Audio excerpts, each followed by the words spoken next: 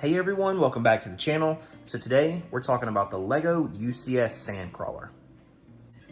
So this set was originally released in 2014 during my dark ages where I was not collecting LEGO. So I totally missed the boat on this. It retired a couple years after that, and then I was watching it when I got back into LEGO, kind of just following the prices on this set and always looking to pick it up because I was always fascinated by the build. The look of it is fantastic. It's got a ton of minifigures, 14 in total. This set's about 3,200 pieces. And whenever I was looking at it around the 2019 timeframe is when I was really starting to shop around for this. The set was going for about $300 to $350, and it kind of held there at that price for many years. But then recently, this set started moving up in price. It kind of jumped up into the $450, $500 range is kind of where it's at right now. I was able to pick this up a few months ago, right at $400 because there was no box with this set, and the seller there was one bag that was open. I think it was like the number 8 bag, had a small cut in it, but there were no parts missing from the bag. So the seller worked out a deal with me. He gave it to me for 400 bucks. So I got a screaming deal on it as far as I'm concerned. And ever since the new Farmhouse promo came out with Aunt Beru, I knew I needed to dive into this set so that way I could go ahead and get Uncle Lars staged up with her, because man, how great does that look? Fantastic. Yeah, so the other day we started working on the Sandcrawler. As soon as we finished that, we went ahead and we built out this Homestead promo, and I am beyond thrilled. So 14 minifigures is a ton for a UCS Star Wars set. I know like the new Master Builder series, I believe came out after this did. So the Master Builder series is really where you start to see more minifigures, whereas the UCS, it's more about the build and you get 1 or 2 minifigs. At least that's kind of the way the Star Wars designers have been doing it recently.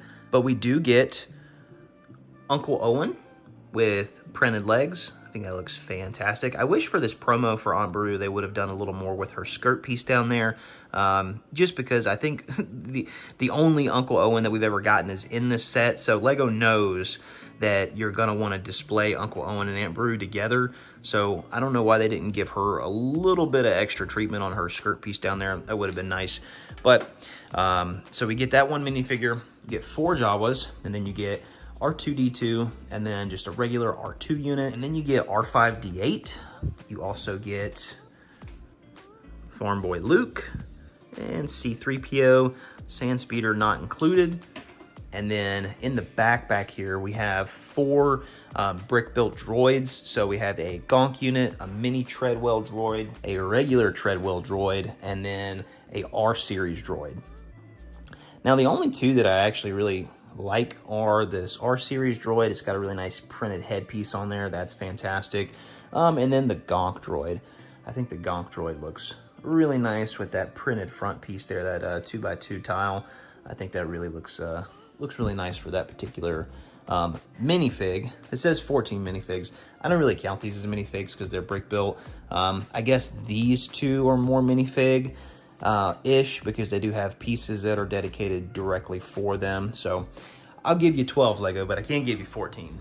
All right, so the build process on this was actually really enjoyable. It's kind of different from most UCS sets because this one in particular, it didn't actually feel like I was building a UCS set. You build everything in very small sections. And what's really neat is the way that the instructions are laid out for this particular model. You can actually see everything a little more manageable. I feel like the parts for each bag and each step, there's less parts than you would normally get. Like for a modular building, for example, when you get a large amount of parts in a bag, you almost kind of have to separate everything before you really dive into the building process. I didn't feel like that at all on this.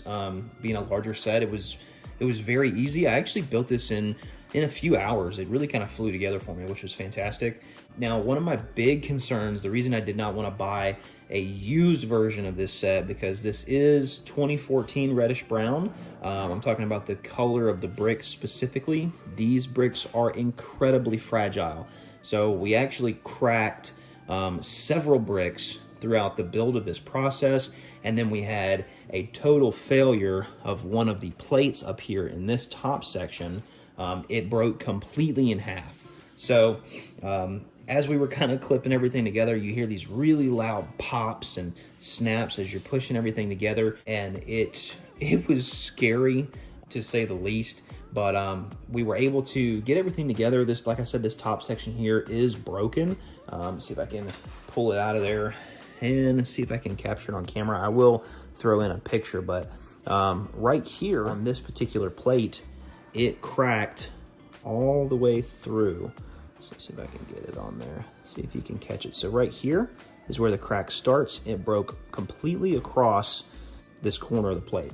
So this color, as well as the green, the dark green on the UCS Boba Fett's Slave 1, very, very fragile colors. I don't know if it was a batch thing around that 2014, 2016 time frame, but certain colors are very, very fragile, and when you're building older sets, you do have to be careful.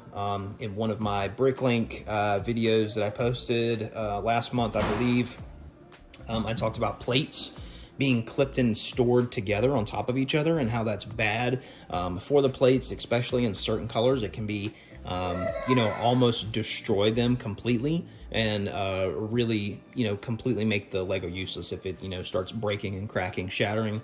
Overall, this was a really fantastic build. I really enjoyed it. You have these panels here on the side that lift up, that give you access to the inside of the ship. So you have two here, and then you also have a little door here on the same thing on the other side.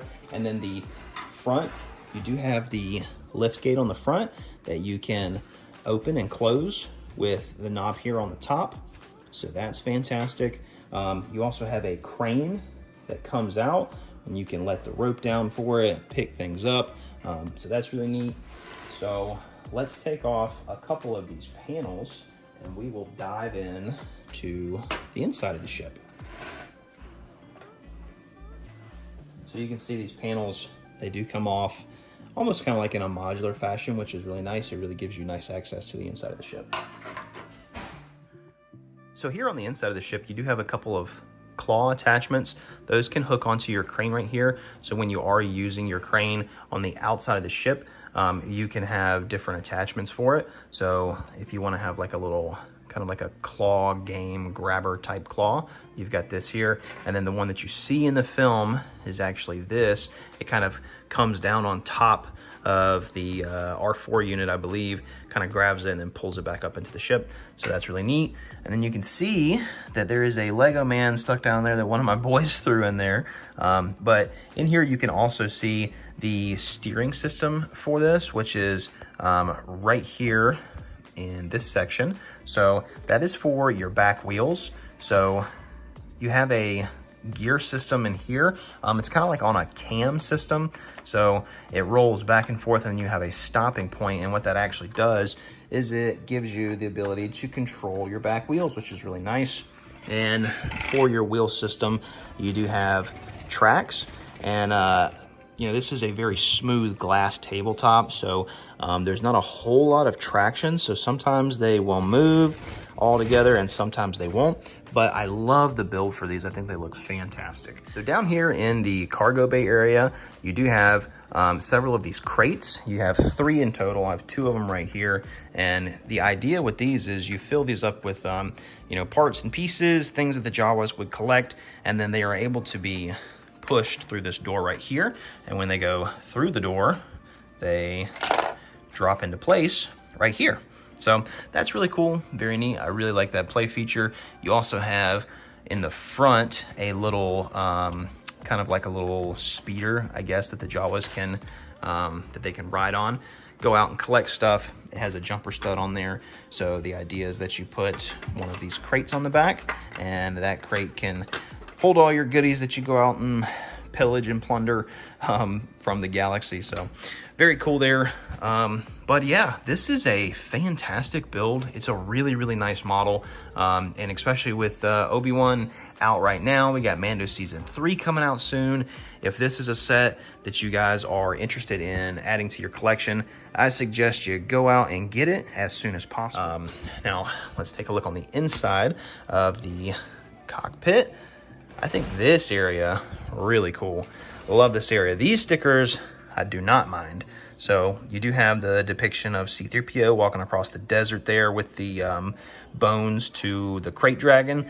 So that's really cool. You have a couple of printed computer elements here, 4 of them in total, and they all have like Aurebesh on them, which is really, really neat. And then you do have a main console here. So you can take one of your Jawas and you can stick them in here to drive. Now, what I do like about this is there is a lot of space in this cockpit area.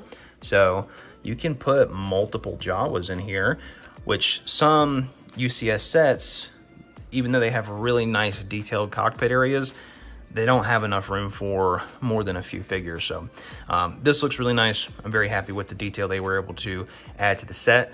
And since we're talking about detail, one last thing before we end this video, let's talk about some of the greebling. All right, so Star Wars sets are famous for this very intricate detail of greebling. And I really think it pops out and looks fantastic on this set. You start having it some on the roof here, and then it runs further into the space where the engines are gonna be. I love these barrel pieces with these domes on there. That looks fantastic. Then you get to the back here. I really like the sticker elements on this section here. I think it adds a nice level of detail. And then you have some really, really intricate builds here with some the groove tiles. You have some slopes. You've got some rods and some cone pieces, all in that reddish brown color. I think this looks very, very fantastic. And these pieces here are actually built on a hinge, so it kind of smooths off that back area. So you can see right up in there, nothing in there, but you know, just a really nice level of detail. So, and then here's that knob on the back for your rear steering. So fantastic, love it. I think this is a wonderful set. I'm so very happy to have this in the collection. But let me know what your thoughts are down below about the UCS Sandcrawler. Drop a comment, like, subscribe if you're new to the channel. Really appreciate you guys watching. We'll see you on the next one. Bye-bye.